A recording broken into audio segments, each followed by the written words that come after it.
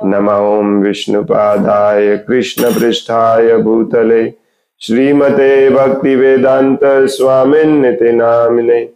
नमस्ते सारस्वती देवे गौरवाणी प्रचारिणे निर्विशेषा शून्यवादी पाश्चात्य देशतारिणे।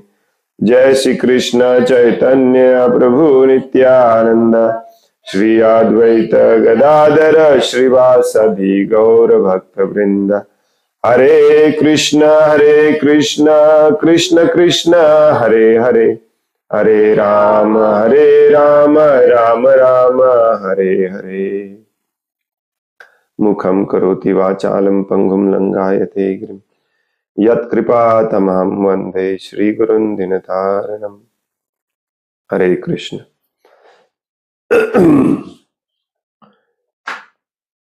श्रीमद् भागवतम स्कंध 4 अध्याय 17 पृथु महाराजांचा पृथ्वीवर क्रोध। श्लोक नंबर 30। एनाहमात्मा यतनं विनिर्मिता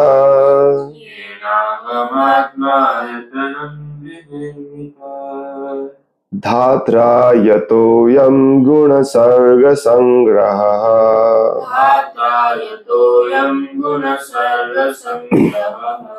स एव मां हन्तुमुदायुधः स्वरात्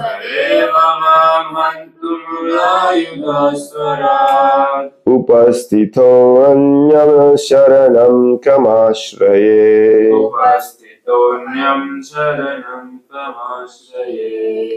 एनाहमात्मा यतनं विनिर्मिता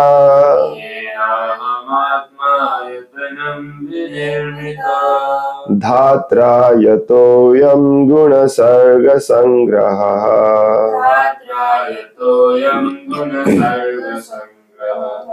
स एव मां हन्तुमुदायुधः स्वरात्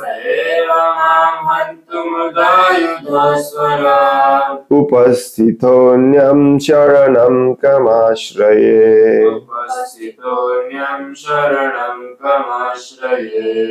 एनाहमात्मा यतनं विनिर्मिता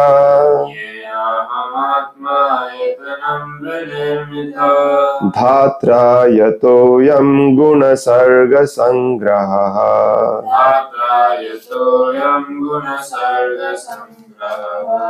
स एव मां हन्तुमुदायुधः स्वरात् उपस्थितोऽन्यं शरणं कमाश्रये।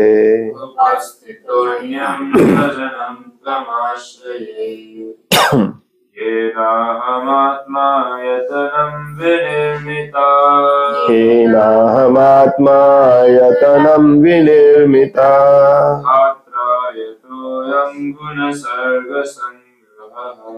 धात्रा यतोऽयं गुणसर्गसंग्रहः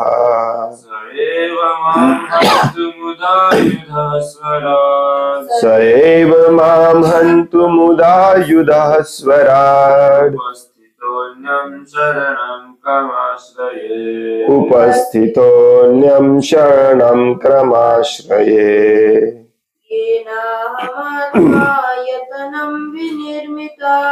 एनाहमात्मा यतनं विनिर्मिता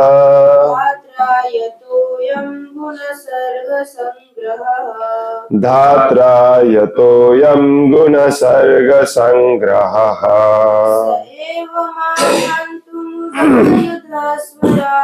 स एव मां हन्तुमुदायुधः स्वरात् उपस्थितोऽन्यं शरणं कमाश्रये। उपस्थितोऽन्यं शरणं कमाश्रये। एना जाने अहम मी आत्म आयतनम अखिल जीवांचे विश्राम स्थान विनिर्मिता निर्मिती केली होती केली होती. धात्रा धात्रा भगवंतांनी भगवंतांनी यतः यतः ज्यामुळे ज्यामुळे अयम अयम हे हे गुणसर्ग संग्रह गुणसर्ग संग्रह विविध भौतिक घटकांचा संयोग विविध भौतिक घटकांचा संयोग सह सह ते ते भगवंत भगवंत एव एव खचितच खचितच माम माम मला मला हंतुम अंतुम वध करण्यासाठी वध करण्यासाठी युधाय उदायुधः उदायुधः शस्त्रसज्ज शस्त्रसज्ज स्वराट स्वराट पूर्णपणे स्वतंत्र पूर्णपणे स्वतंत्र उपस्थितः उपस्थितः आता माझ्या समोर उपस्थित आता माझ्या समोर उपस्थित अन्यम अन्यम इतर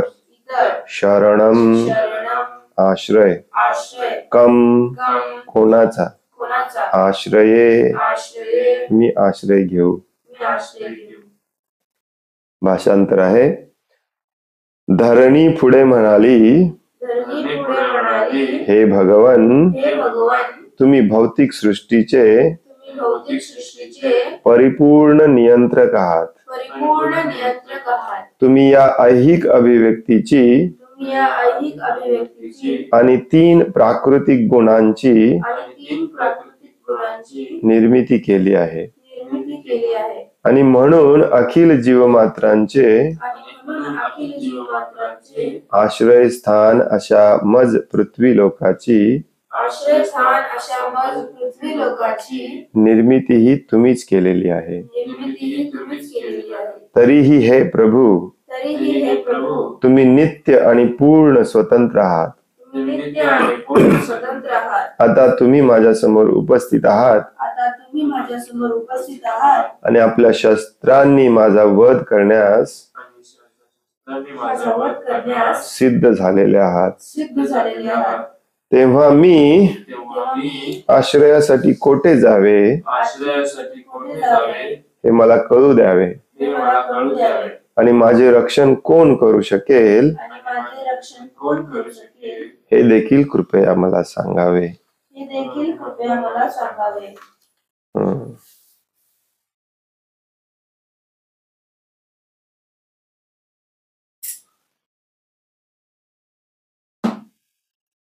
धरणी माता इकडून लॉजिक सांगते, ऋतू महाराज तिकडून लॉजिक सांगतात.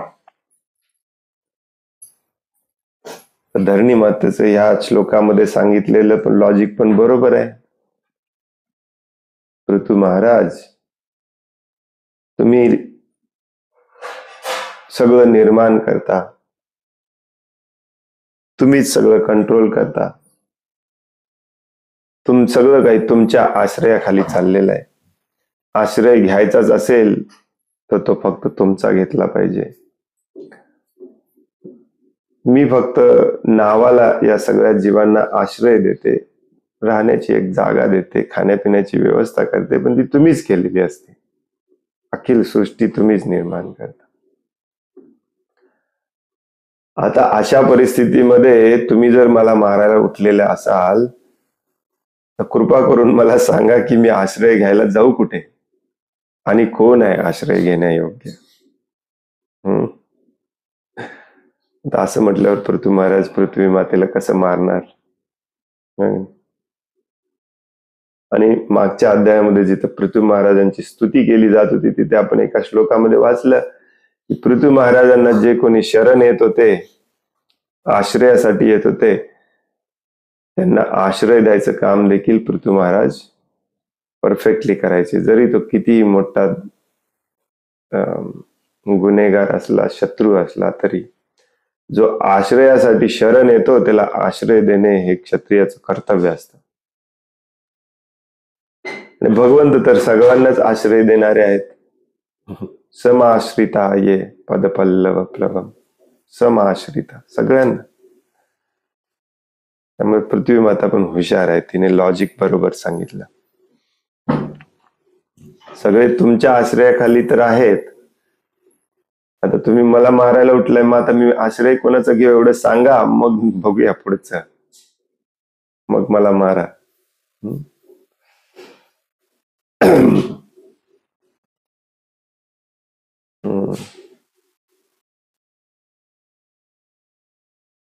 तात्पर्य, या ठिकाणी पृथ्वीने भगवंतांपुढे पूर्ण शरणागतीची लक्षणे प्रकट केलेली आहेत. पूर्ण शरणागती, ऍक्च्युली अपूर्ण शरणागती अशी भानगड नसते, परंतु पूर्ण शरणागती, शुद्ध भक्त, पूर्णपणे प्रामाणिक, हे अशी म्हणायची पद्धत असते जेणेकरून त्याचं महत्व तुम्हाला पटेल. अर्धवट प्रामाणिक कोणी नसतो, पूर्ण प्रामाणिकच असतो. अर्धवट शुद्ध भक्त, अशुद्ध भक्त नावाचा प्रकार नसतो. परंतु तरीही ते पूर्ण शरणागतीची लक्षणे प्रकट केलेली आहेत म्हणतात भगवंत. याचा अर्थ काय, हे शिल प्रभुपाद, याचा अर्थ काय की आता संपलं सगळं, मी आता कुठे जाऊ शकत नाही, मी तुम्हाला शरण येतो, तुम्ही मला सांगा कसं करायचं, काय करायचं, माझा जीव वाचवायला कुठे जायचं तुम्हीच सांगा. मारायचं असेल तर मारून टाका, जे काय करायचं ते करा. जसं आपण परवा एक दिवस चर्चा करत होतो की भगवंतांना पूर्ण शरणागतीच हवी असते, हवी नसते, परंतु भगवंतांशी संबंध पुन्हा प्रस्थापित करायचा असेल तर पूर्ण शरणागतीशिवाय दुसरा मार्ग नाही. देवी देवतांना चालतं अर्धवट शरणागती. जसं हिरण्यकशिपूने कित्येक वर्ष तपश्चर्या करून ब्रह्माजींना प्रसन्न केलं. ब्रह्माजी जेव्हा प्रसन्न झाले तेव्हा ब्रह्माजींची स्तुती केली, फक्त काहीतरी मिळवण्यासाठी. आणि ब्रह्माजी जेव्हा देऊन गेले त्यानंतर सगळ्या ग्रहलोकांवरती अटॅक करून सगळ्यांवरती राज्य केलं हिरण्यकशिपूने. मग याला कशी शरणागती म्हणायची? ब्रह्मलोकावरती पण सगळे देवी देवता. त्यामुळे देवी देवता एक ची जेव्हा तुम्ही उपासना करता तेव्हा त्यांना पूर्ण शरण जायची गरज नसते. त्यांना संतुष्ट करण्यासाठी जेवढा यज्ञ, जेवढं काम करायला सांगितलेलं आहे शास्त्रामध्ये, वेदांमध्ये, तेवढं केलं की ते संतुष्ट होतात, झालं काम. भगवंतांचं तसं नाही, भगवंतांना पूर्ण शरण जावं लागतं, 100%, 108%. एक क्षण, एक गोष्ट अशी नसते जी तुमच्यासाठी तुम्हाला करावीशी वाटेल. त्यालाच म्हणतात भक्ती किंवा शरण जाणे.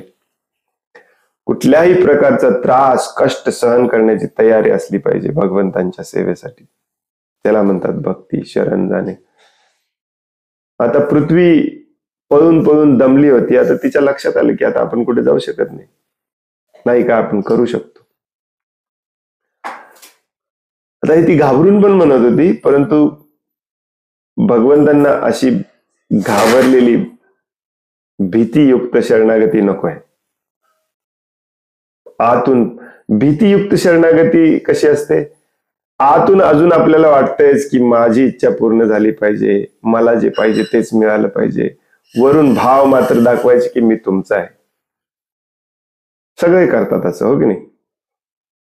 जवळजवळ भगवंतांसमोर येऊन सगळे असे वागतात. गुरु समोर जाऊन पण आजकाल सगळे असेच वागतात. का? कारण त्या गुरुचा, त्या भगवंतांचा किंवा आपले वडीलधारे असतील ज्यात त्यांचा आपल्यावरचा हात गेला, आश्रय गेला तर आपलं जीवन जगणं कठीण होईल. या भीतीने फक्त आपण शरण जातो. शरण जात नाही, शरण गेल्याचा आव आणतो, प्रिटेंड करतो, ढोंग करतो. खरोखर आतून पूर्णपणे 100% शरण गेलेला असेल ना, त्या व्यक्तीच्या मनामध्ये भीती नसते, आदर असतो, प्रेम असतं. पहिल्यांदा भीतीने गोमाता, ही पृथ्वी माता पळून जायचा प्रयत्न करत होती.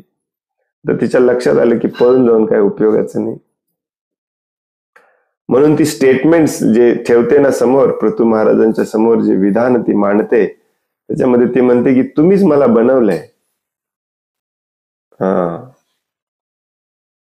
आता तुम्हीच माझं रक्षण करणार आणि कोण करणार?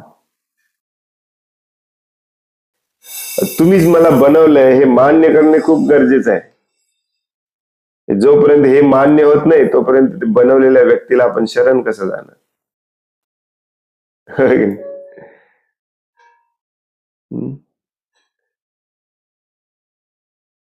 पूर्ण शरणागतीची लक्षणं काय असतात?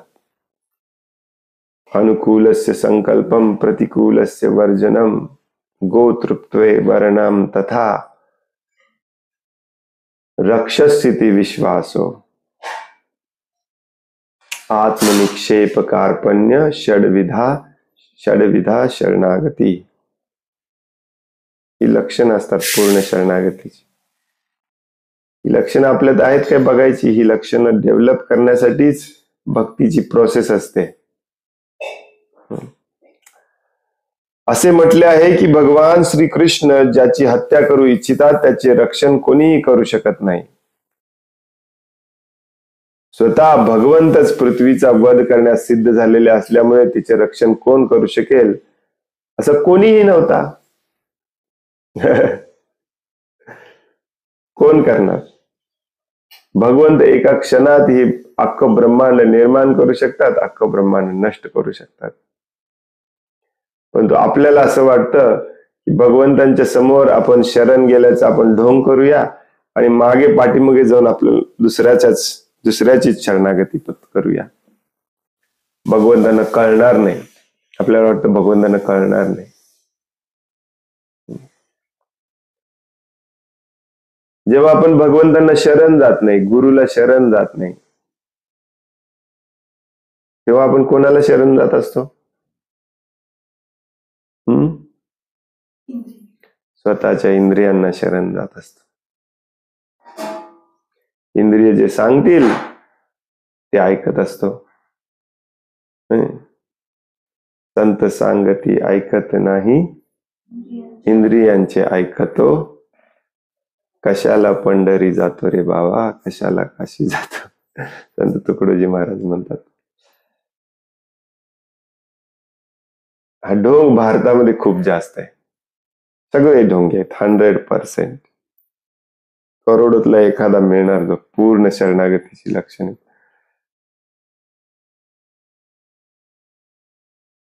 आपल्या सर्वांनाच भगवंतांकडून संरक्षण मिळते आणि म्हणून त्यांना शरण जाणे हे प्रत्येकाचेच कर्तव्य आहे.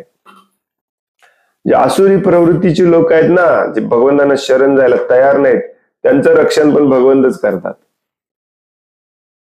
त्यांचं पालन पोषण, त्यांच्या अन्नधान्याची व्यवस्था, त्यांच्या श्वास घेण्यासाठी ऑक्सिजनची व्यवस्था, त्यांना हवं तसं शरीर पण देतात भगवंत. कारण भगवंत कृपा वत्सल आहेत, भक्त वत्सल आहेत. तुम्ही पुत्र आहात भगवंतांचे. परंतु पुत्राला मात्र असं वाटतं की ज्याने मला निर्माण केलंय त्याला शरण जाऊन मला काय मिळणार आहे. मला काय मिळणार आहे ही भावना जी आहे ना, तिला बढावा दिला जातो आज समाजामध्ये. शिक्षण व्यवस्था, आपली सामाजिक व्यवस्था, आपल्या कुटुंबातले आई वडील, नातेवाईक सगळे याच धोरणेने आपल्याला ज्ञान देत असतात की तुझं स्वार्थ तू बघितलं पाहिजे, मला काय मिळणार याच्यातून. इंग्लिशमध्ये म्हणतात व्हॉट्स इन इट फॉर मी. प्रत्येक गोष्टीत पहिला विचार आपला येतो की मला काय मिळणार याच्यामध्ये.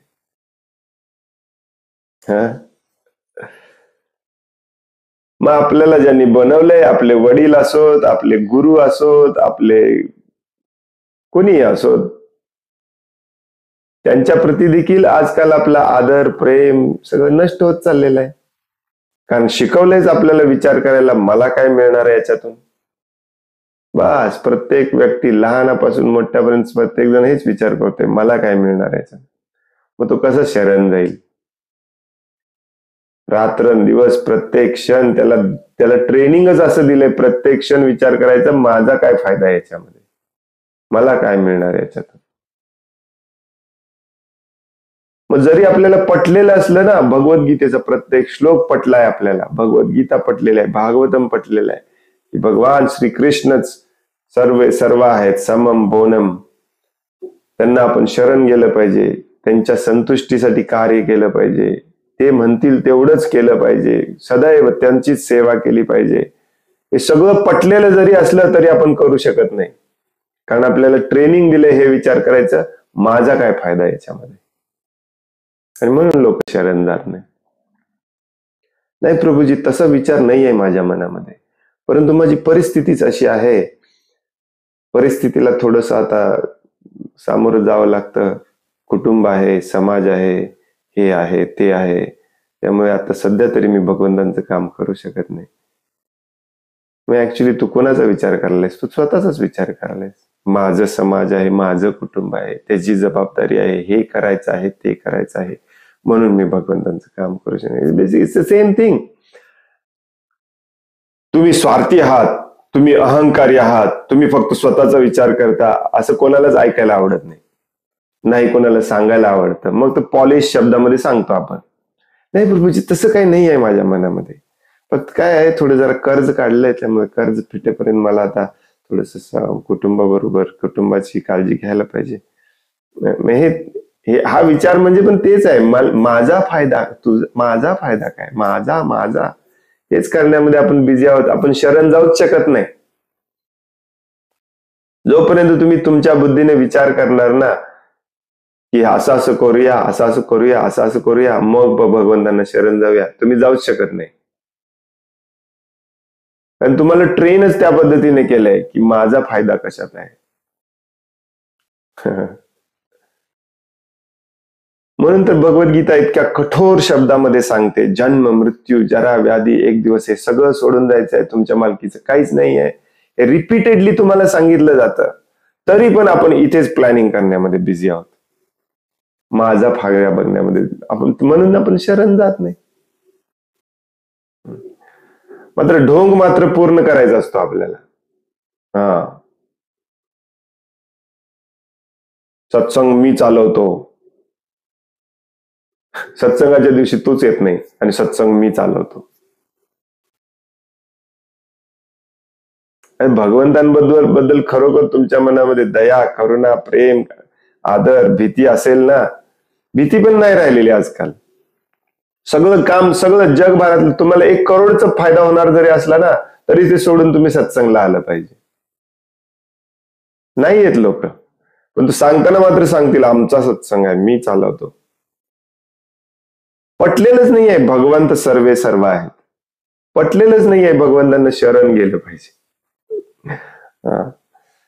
मात्र ढोंग करतील डोळ्यात पाणी आणायचं, हरी हरी हरी हरी, हरी हरी, हरीसाठी काम करायचं. No no no no no, माझ्या कुटुंबाचं काम आहे, माझ्या कुटुंबाचं भरण पोषण करायचं माझं कर्तव्य आहे. सगळ्यात पहिलं कर्तव्य आहे भगवंतांचं काम करणे, भगवंतांना शरण जाणे. प्रभुपाद म्हणतात इथे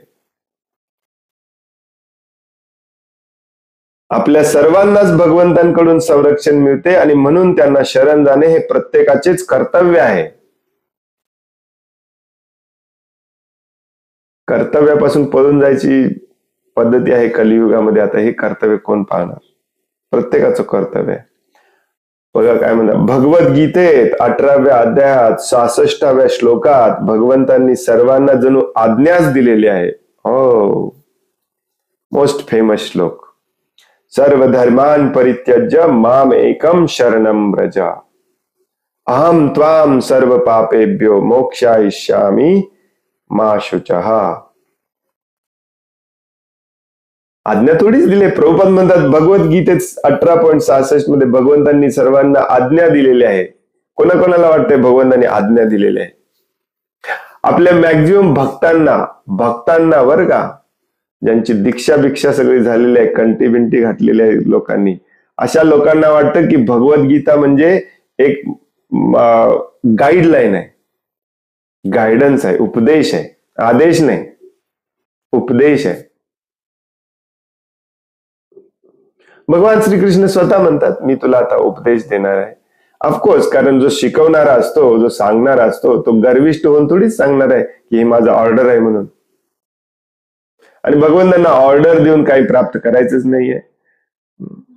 ऑर्डर देऊन करायचं असतं तर सगळ्यांना मग भगवंतांनी झुकवलं असतं एका क्षणामध्ये. भगवंतांना असं वाटतं की तुम्हाला शुद्ध होऊन तुमच्या आतून मनातून तुम्हाला हे वाटलं पाहिजे की यस, हा आदेश आहे, हा उपदेश नाही. हे थर्ड क्लास प्रवृत्ती आहे आपली. मी तुम्हाला सांगितलं का? बऱ्याचदा मी सांगितलंय, परंतु परत एकदा सांगतो. नवीन लोक आहेत त्यांना. कोविडच्या वेळेला ना, माझे गुरु महाराज तर कुठलेही लेक्चर असो, कुठलाही श्लोक असू दे, कुठले भागवतम असो, चैतन्य चरितामृत काही असू दे, बसले व्यासासनावरती की कसं तरी फिरवून डिस्कशन याच्याकडेच घेऊन येतात की तुम्हाला शहर सोडलं पाहिजे, शेती केली पाहिजे, गायींच्या सोबत राहिलं पाहिजे, भक्तांच्या सोबत अशा प्रकारे कम्युनिटी बनवून राहिली पाहिजे. प्रत्येक उपदेशात तेच असतं, परंतु माझे गुरुबंधू देखील हे मान्य करत नाही. थर्ड क्लास एकदम. तुम्हाला वाटेल की गुरुबंधूंना कोण नाव ठेवते. या शहर सोडायचं होत नाही, हे कारण सांगायचं, ते कारण सांगायचं. कोविड जेव्हा सुरू झाला ना, तर महाराजांनी स्पेशल एक पत्र लिहिलं सगळ्यांना, सगळ्या शिष्यांना.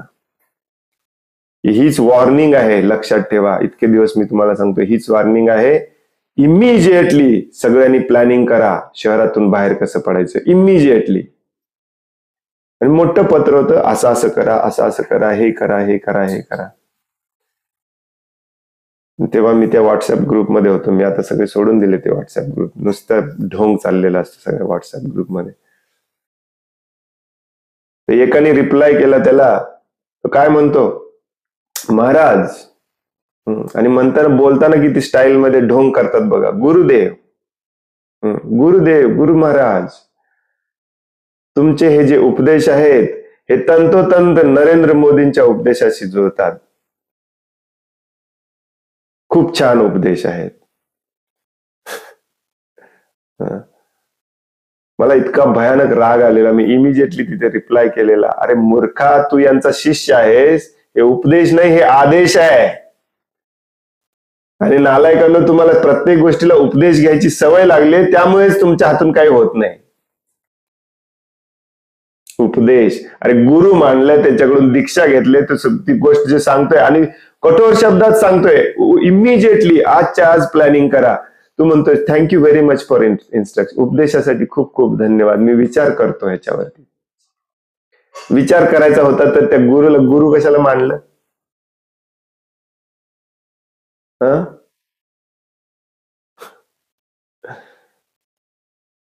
महाराजांच्या सोबत मी एकटा होतो रूम मध्ये.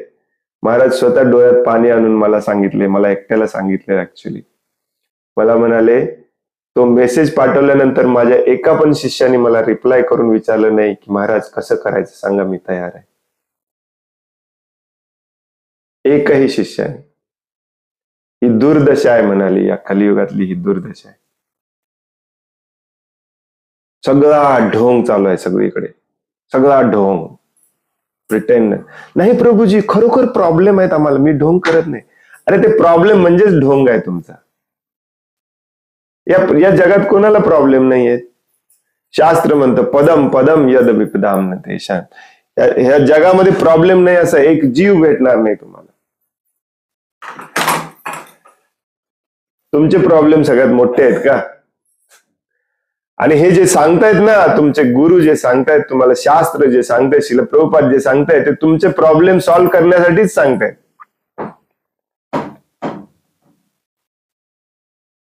शास्त्र क्लिअरली सांगतं, अशा पद्धतीने जगू नका, तुम्ही अडकणार आहे. तशा पद्धतीने तुम्हाला स्वतःलाच जगायचं आहे, अडकून स्वतःलाच घ्यायचं आहे, आणि वर म्हणायचं मी अडकलोय त्यामुळे भगवंतांकडे येऊ शकत नाही. हा शब्द खूप डेंजरस आहे, लक्षात ठेवा.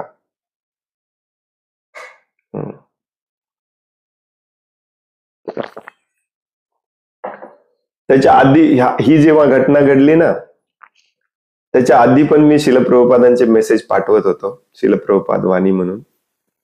त्या दिवशी मी त्याचं टायटल बदललं. आजपर्यंत मी तेच टायटल पाठवतो, तुम्ही बघितलंय की नाही माहिती नाही.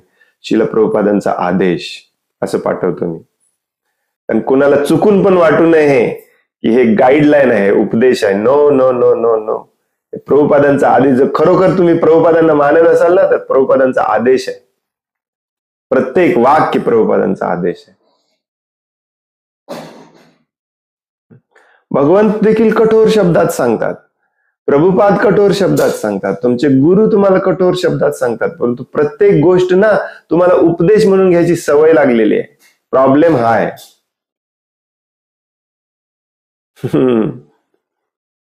ज्या दिवशी तुम्हाला वाटेल ना की हे माझ्यासाठी आदेश आहे, त्या दिवशी सगळं सोडून तुम्ही उठाल. आदेशचा काय अर्थ असतो?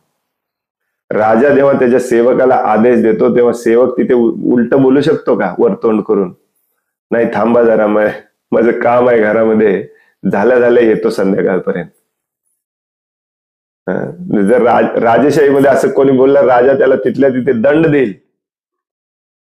राजाचा सारथी म्हणाला, थांबा जरा, मी विचार करतो आणि संध्याकाळपर्यंत येतो. अरे तू संध्याकाळपर्यंत येईपर्यंत तिकडे युद्ध चालू होऊन युद्ध संपेल. तू राजाचा सारथी आहे, तुला विचार करायचं स्वातंत्र्यच नाही आहे. राजाचा आदेश फक्त मान्य करायचा.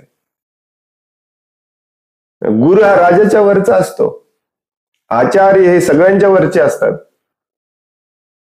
यांच्या गोष्टींना, यांच्या वाक्यांना आपण उपदेश म्हणून घेतो. गाईडलाईन्स, इंग्लिशमध्ये style Maharaj, guideline. Thank you very much for guide. Very good guidelines Maharaj. Gurudev, खूप छान उपदेश देत आहात तुम्ही. उपदेश शब्द आहे ना, तर डिक्शनरी म्हणून काढूनच टाका तुम्ही. ऍक्च्युली जोपर्यंत उपदेशाला आदेश मानणार नाही तोपर्यंत तुमच्या हातून काही होणार नाही. गॅरंटीड सांगतो मी तुम्हाला.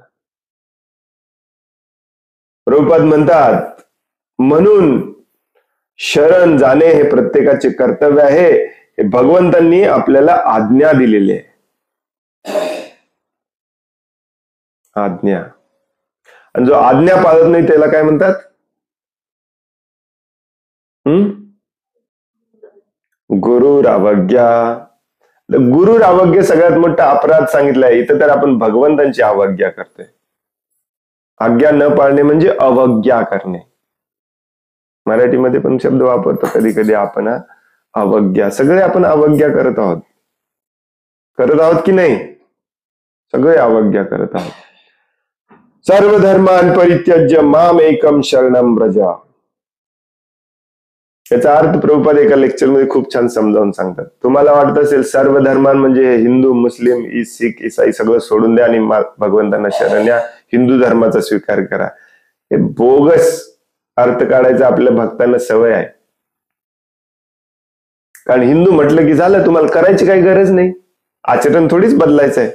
मी हिंदू आहे म्हटलं की झालं. पॅन्ट घाला, शर्ट घाला, पिझ्झा खावा, बर्गर खावा, डिस्को करा, डान्स करा, काही फरक पडत नाही. का? मी हिंदू आहे बस. अरे हिंदू म्हणजे हिंदू शास्त्राप्रमाणे तुला वागावं लागतं.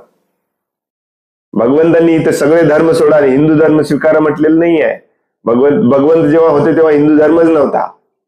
भगवंत म्हणतात, तुम्हाला जे काही वाटतंय ते सगळं सोडा. तुम्हाला वाटतंय ना माझ्या मुलाची काळजी घेणे हा माझा धर्म आहे, ते पण सोडा. तुमच्या मनामध्ये जी काही धर्माची व्याख्या आहे, माझ्या कुटुंबाची काळजी घेणे माझा धर्म आहे, माझ्या परवा कोणीतरी विचारत होतं, आई वडिलांचं काळजी घेणे मुलाचा धर्म असतो, हे शास्त्रामध्ये लिहिलं आहे. परंतु भगवान श्रीकृष्ण सांगतात तो धर्म पण सोडून द्या, सगळे धर्म सोडा. सर्व धर्मान परित्यज्य माम एकम शरणम व्रज. तुम्हाला जे काही वाटतंय ते सगळं, तुमच्या मताप्रमाणे जे काही धर्म वाटतंय ते सगळं सोडलं पाहिजे तुम्ही. सर्व धर्मान परित्यज्य. इथे कुठेच सांगितलेले नाहीये हे धर्म चालतंय, हे धर्म चालतंय, हे कर्तव्य चालतंय. एकाला वाटत असेल वर्णाश्रम माझं धर्म, एकाला वाटतंय माझं कर्म करणे माझं कर्मच धर्म आहे, काही लोक लिहितात. सगळं सगळं सगळं सोडून द्यायचंय. फक्त भगवंतांना शरण यायचंय. शरण यायचंय म्हणजे फक्त भगवंत सांगतील ते करायचंय. त्याला म्हणतात सर्व धर्मान परित्यज्य. ह्या डेफिने बरेच जण प्रश्न विचारतात ना, हे असं कसं ते तसं कसं, याचे सगळी उत्तर आहेत बघा तुमची. आई वडील म्हणतात आमची सेवा करणे, शास्त्रात लिहिलेलं आहे आमची सेवा करणे सगळ्यात मोठा धर्म आहे. भगवंत म्हणतात तो धर्म पण सोडून द्या. पण प्रभूजी भगवंतच सांगतात आई वडिलांची काळजी घेतली पाहिजे. या पण त्या आई वडिलांनी पण भगवंतांना शरण गेलं पाहिजे. आई वडील तुमच्याकडून काही पण डिमांड करायला लागले तर काय उपयोग आहे? It's exploitation. प्रल्हाद महाराजांनी हिरण्यकशिपूची एक गोष्ट ऐकली नाही. हे परफेक्ट एक्झाम्पल आहे तुमच्यासाठी. प्रल्हाद महाराजांनी हिरण्यकशिपूची एक गोष्ट ऐकली नाही. हिरण्यकशिपू त्याला मारायला उठलेला, साधं सुद्धा नाही, 1000 वेळा प्रयत्न केले जीवे मारण्याचा सगळ्यांच्या समोर. तुमचे आई वडील तेवढे तरी करत नाहीत. भक्ती एकच.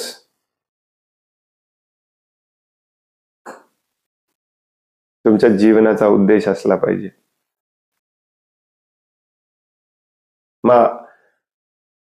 याचं खूप छान वर्णन ऍक्च्युली सनातन गोस्वामी देतात. नामे रुची जीवे दया. जीवे दया म्हणजे काय? यस, तुम्ही ऍज अ भक्त प्रत्येक जीवाप्रती तुमच्या मनामध्ये दया असली पाहिजे. फक्त आई वडिलांच्या प्रती का दया आहे तुम्हाला?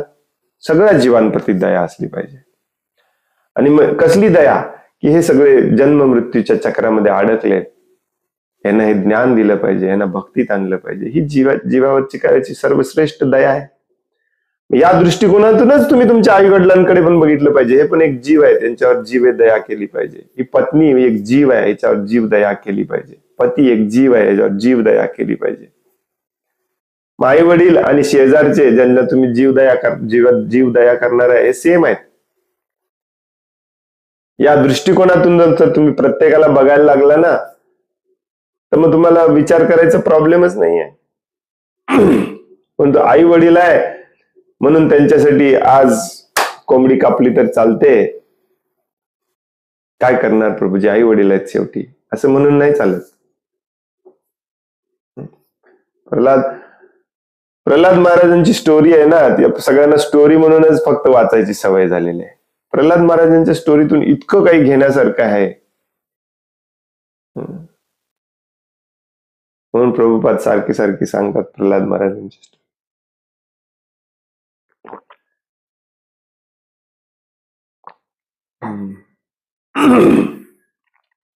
2 वाक्यातच अडकलो आपण. सर्व प्रकारच्या धर्मांचा त्याग कर आणि केवळ मला शरण ये, मी तुझी सर्व पाप कर्मांपासून मुक्ती करीन, भिवू नकोस. भगवंत वर सांगतात भिवू नकोस, तरी आपल्याला भीती वाटते. मा शुचः, भिवू नकोस. श्रील भक्ती विनोद ठाकूर आपल्या एका भजनामध्ये म्हणतात की प्रिय प्रभो, माझ्याकडे असलेली प्रत्येक गोष्ट, अगदी माझे मन, सर्व भौतिक आवश्यकतांचे केंद्र असलेले माझे घर, माझे शरीर आणि माझ्या शरीराशी संबंधित असलेली मज जवळील प्रत्येक वस्तू मी आता तुम्हाला समर्पित करीत आहे. तुम्ही आता स्वतःच्या इच्छेनुसार माझ्याशी वागण्यास पूर्णपणे स्वतंत्र आहात. तुमची इच्छा असल्यास तुम्ही मला मारू शकता अथवा मला वाचवू शकता. मी सर्व परिस्थितीत तुमचा सनातन सेवक आहे आणि माझ्याविषयी कोणताही निर्णय घेण्याचा तुम्हाला पूर्ण अधिकार आहे. आहे का हिंमत कोणामध्ये म्हणायची?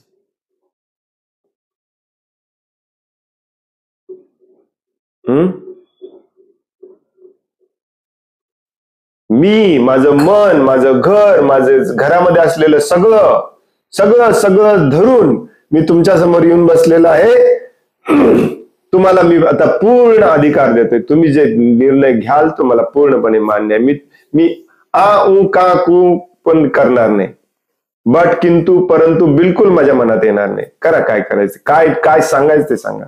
आहे तुमची हिंमत अशी म्हणायची? याला म्हणतात शरणागती. कुठलं वैष्णव गीत आहे? भक्ती विनोद ठाकूर, शरणागती इज अमेझिंग. हो की नाही?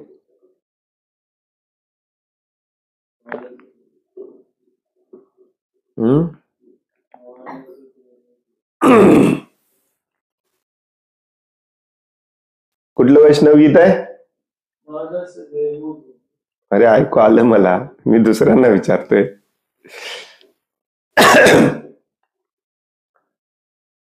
मानस देहो गेहो जो किची मोर, हार पिलो तो हार पादे नंद किशोर. मारो भी राखो भी जो इच्छा तुम्हार।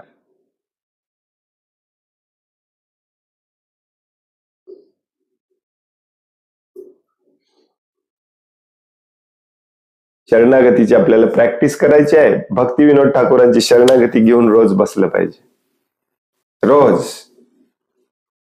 दुसरं काही वाचूच नका जोपर्यंत शरण जावं असं वाटत नाही तोपर्यंत।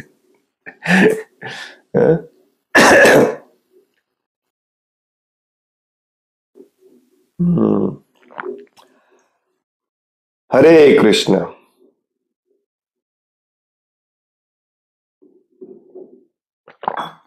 कोणाला काही प्रश्न आहे, काही सांगायचं आहे?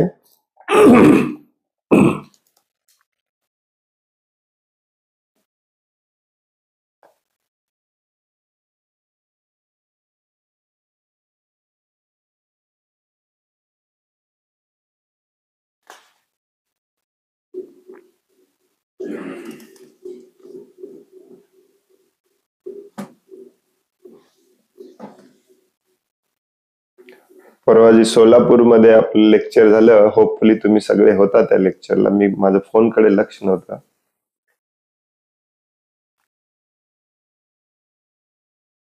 तो लेक्चर रेकॉर्ड नाही केला आपण, नाही तर तो लेक्चर परत परत ऐकला पाहिजे।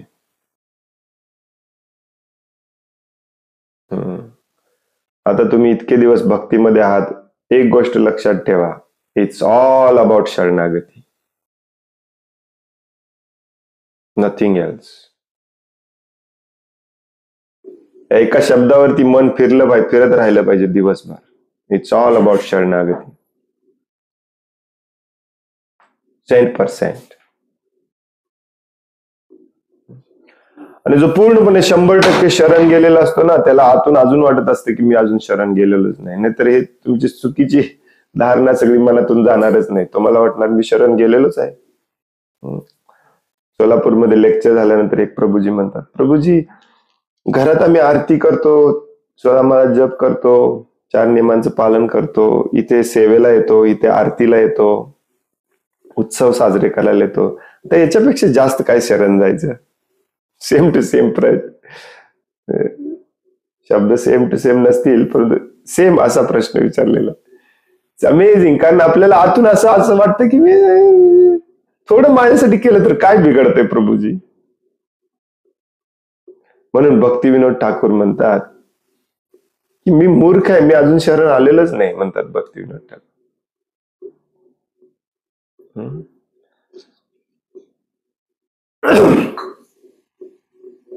Late that sink. हे डोक्यामध्ये हेच विचार चाललेला असला पाहिजे आपला, शरणागती शरणागती शरणागती। Brain washing. तुमचे नातेवाईक, तुमचे आई वडील म्हणतील प्रभूजी तुमचं ब्रेन वॉश करायला लागलेत, तुमची पत्नी म्हणेल प्रभूजी तुमचं ब्रेन वॉश करायला, पती म्हणतील प्रभूजी तुमचे ब्रेन वॉश करायला। हे ब्रेन वॉशिंगच आहे, कारण ब्रेन मध्ये सगळं कचरा भरलेला आहे, ती वॉशिंग करायला नको।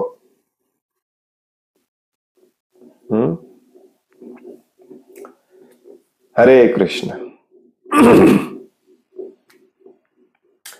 खूप खूप धन्यवाद। वांछा कल्पतरुभयश्च कृपा सिंधुभ्य एव च पतितानां पावनेभ्यो वैष्णवेभ्यो नमो नमः। अनंत कोटि वैष्णव वृंद की जय। वैष्णव ठाकुर शिल प्रभुपाद की जय। ग्रंथराज श्रीमद् भागवतम की जय। हरे कृष्ण।